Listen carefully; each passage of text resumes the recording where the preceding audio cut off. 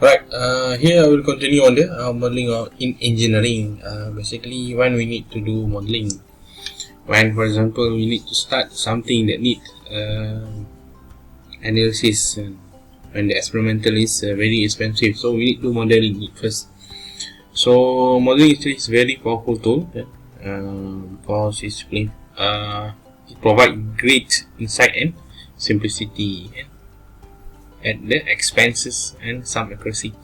Alright, basically what we do, when we have a physical problem, we need to identify the important variable. For example, we have a problem of aircon, for example. So what are the important variable in aircon? Basically, we need to know maybe the humidity percentage, and then we need to have temperature, ambient temperatures. We need to know the characteristics of the fluids and the refrigerant, and then the speed of the air, for example.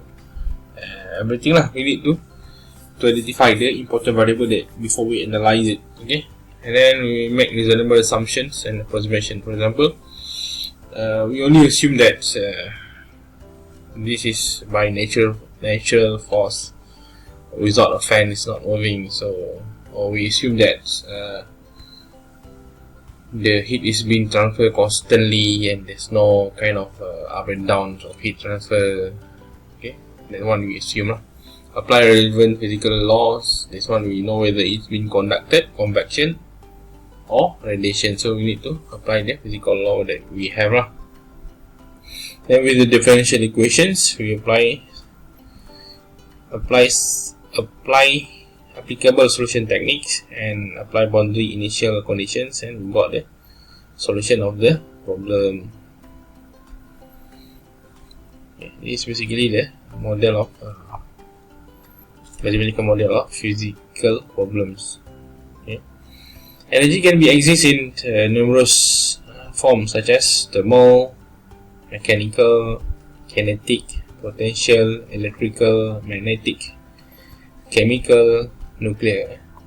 Sum of constitute of total energy E, or on a unit mass basis of the system. So this is, we call it as E. Big E we call as total energy, and sum of macroscopic form of energy is called internal energy. So for example, we have internal, so we call it E, actually EI, internal energy. Yeah. So internal energy may be viewed in a sum of kinetic or potential energy of the molecule. So this one I think you already learned before this. Okay. Kinetic energy. Okay. Sensible heats the kinetic energy of the molecule. Latent heat the internal energy associated with the phase of the system. Chemical boundary, internal energy associated with the atomic bond in molecule.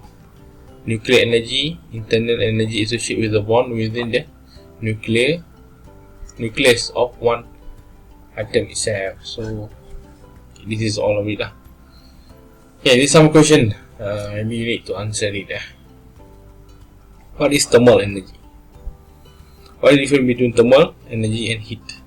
Okay, try to find it lah. Okay, internal energy and enthalpy.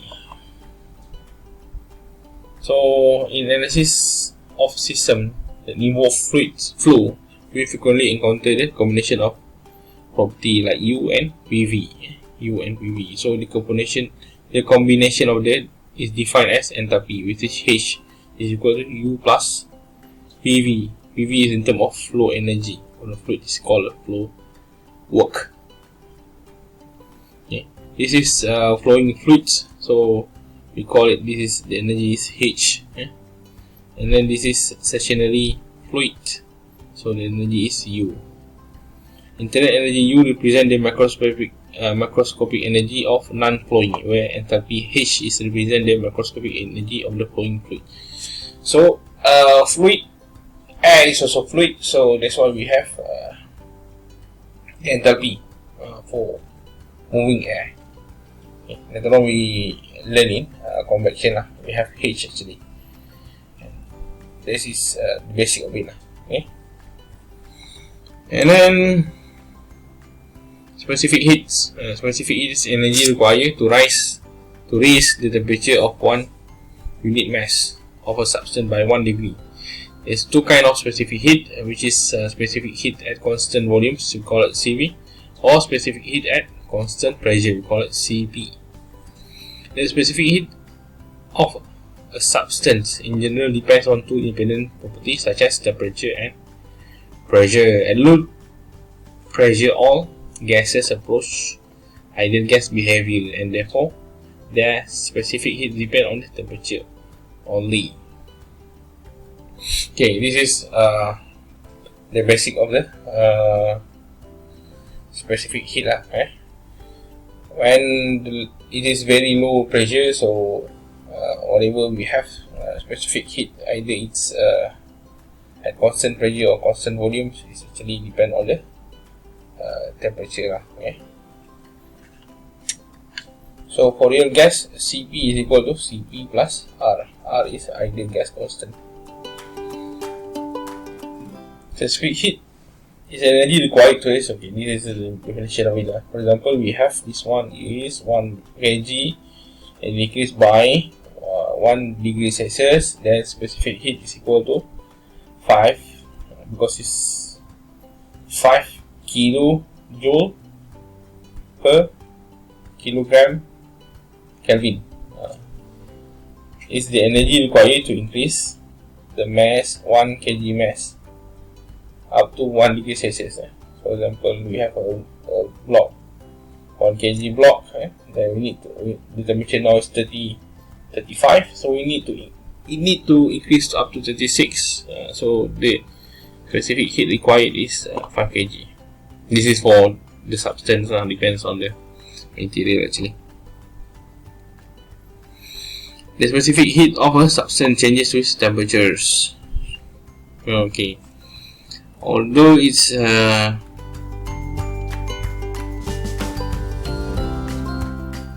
are basically the same for every 1 kilograms, but this 1 kilogram actually is also depend on the temperature. For example, here we have the temperature is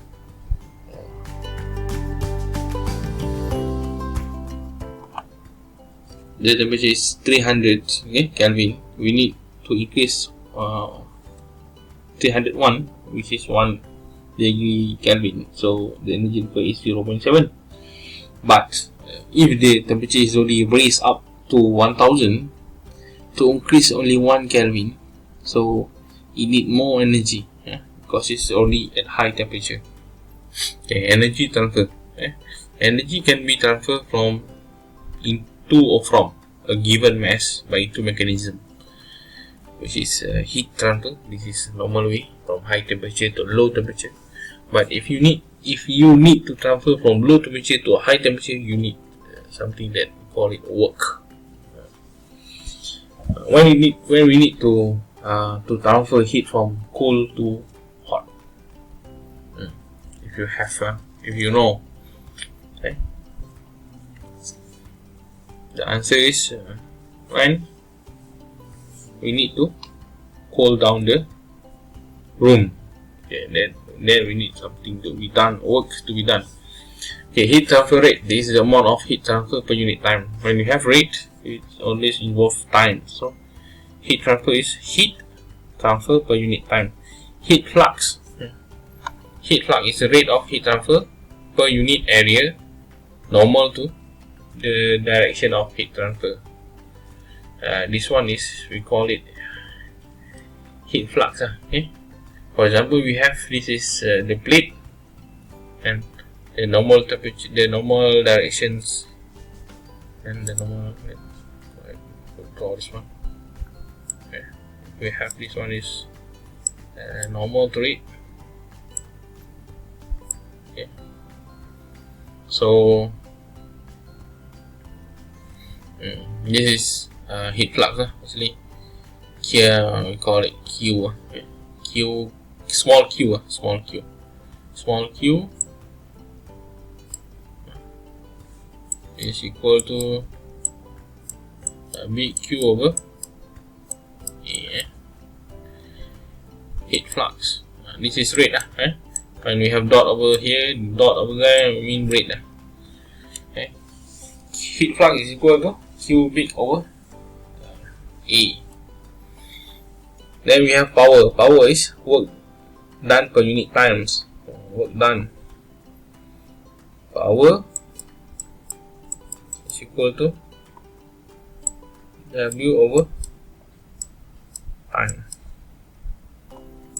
Work is equal to joule or kilojoule over second.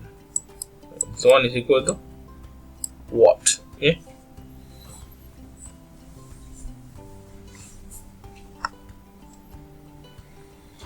Okay. Here we have a formula for the. This is Q, means heat transfer. Okay, heat transfer. This is Q. When we have heat transfer rate, we call it Q dot. Okay, this one. This is Q. And we have another one. This is heat transfer rate. So Q dot. Sorry. I draw it over here. Q dot is equal to Q result dot over delta T over time.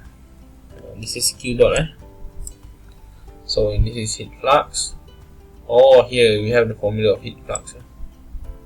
Okay. It's equal to Q over A. Q dot over A, because it's Q dot, Q small dot is equal to Q big dot over A. This is 24 watts. Then we have the area is 66 meter, which is 3 times 2. Then divide, we got 4 watts per meter square. This is heat flux. Okay, perpendicular. Perpendicular. This means what? Heat is transferred from the back and then come out from this plate or this area. So what is the area of this plate? Is 3 times 2. Okay, because heat transfer is perpendicular. Remember this, perpendicular to the area. Okay, very important. Maybe some of you will make an easy mistake when you don't know what is meant by perpendicular. Okay, next one.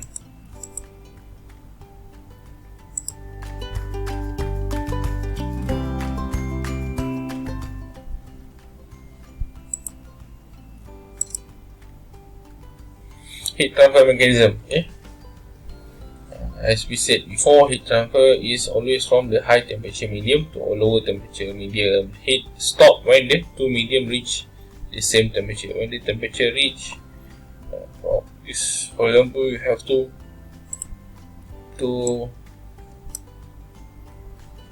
mark. To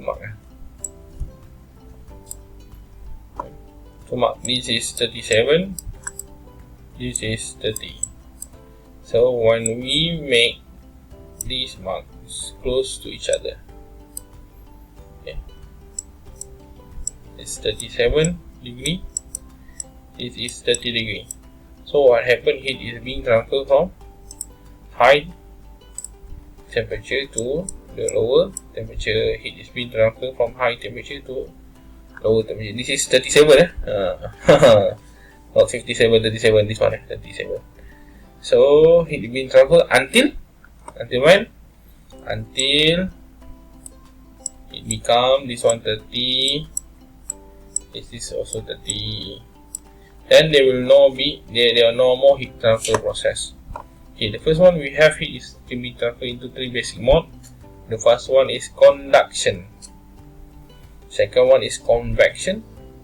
The third one is radiation. Okay, conduct. This is you only need to. This is solid actually. From solid to solid. This is conduct. Okay, and convect when we have solid to liquid. Sorry, pakai mouse. Okay. And radiation. This is radiation. This is from the sun, from the light.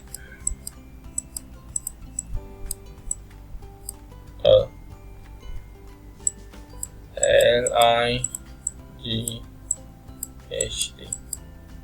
Okay, from the sun, from the light, and we have this. Okay.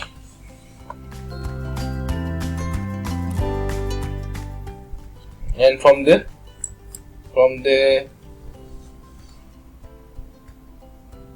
material that heated material. So heated material that transfer heat without these two. Without conduction, without convection, there may be a radiation happen.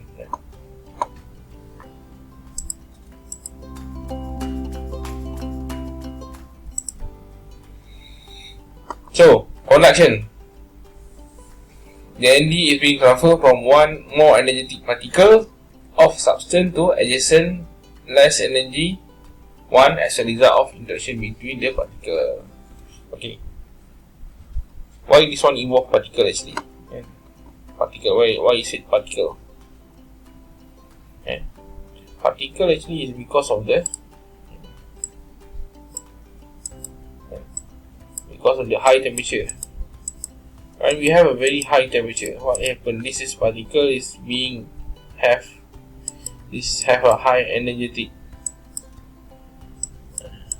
So this is less, but this is particle also, but this is less energetic. So actually heat is being transferred from more energetic particle to less energetic particle. When it's more energetic particle means that there is a high temperature. There is high temperature when the particle is very energetic. In gases and liquid, conduction is due to coalition and diffusion of a molecule during their random motion. Okay, before this I said conduction happen towards solid, right? So in this it gives that gases and liquid also could conduct conduction. Okay. This is very rare, but this happen when we have very static air. Okay. For example, in four season country, if you go to the airport, so there are some mirrors that have double side, double mirror. So at the middle they have this is air actually. Okay, this is air.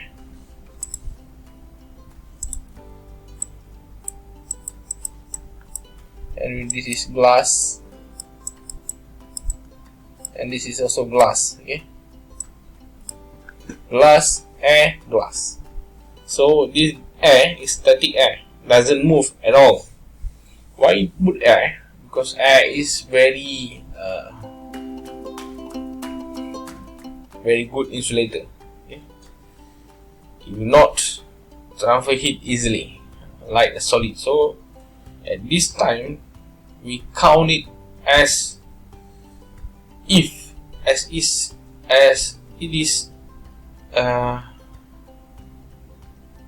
conduction. Okay? We count it as conduction. So the calculation will be using thermal conductivity of air. Okay. Later on we look on example if we have it in this slide. Okay.